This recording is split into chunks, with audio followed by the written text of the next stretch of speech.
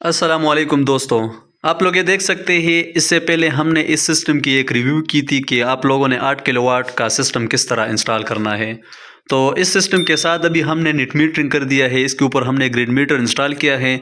तो बहुत से लोग इस कन्फ्यूजन के शिकार हो जाते हैं कि आया ग्रिड मीटर के आखिर कुछ फ़ायदे है भी या ना है। तो अभी आप लोग देख सकते हैं यहाँ पे हमने ग्रिड मीटर इंस्टॉल किया और मैं आप लोगों को ग्रिड मीटर के फ़ायदे वगैरह दिखाता हूँ।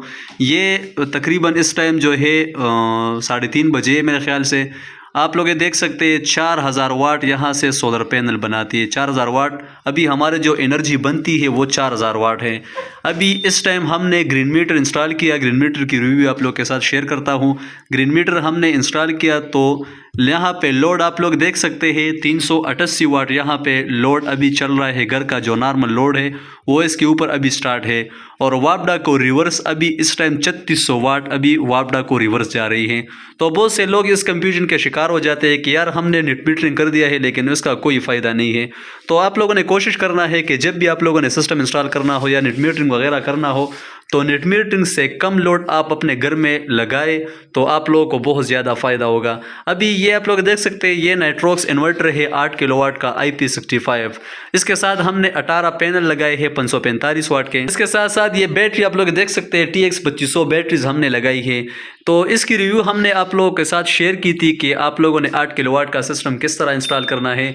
तो आप लोग वो रिव्यू भी आप लोग देख सकते हैं। इसके साथ नेट मीटरिंग का रिव्यू आप लोगों के साथ शेयर करते हैं। ये अभी हमारी बैटरी जो है बिल्कुल फुल हो गई है। बैटरी जो है वो और चार्ज नहीं लेती है। सोलर पैनल 4000 वाट बनाती है। इधर 3500 वाट वापडा को जा रही है और इसके साथ 390 वाट अभी हमारा लोड अभी इस टाइम चल रहा है। स्मार्ट लोड भी अभी हमारा ऑन है, हेवी लोड भी अभी हमारा ऑन हो चुका है। तो कोशिश कर दिया करें कि बेहतरीन से बेहतरीन सिस्टम इंस्टॉल कर दिया करें तो आप लोगों को आने वाले वक्त में बहुत ज़्यादा फ़ायदा होगा।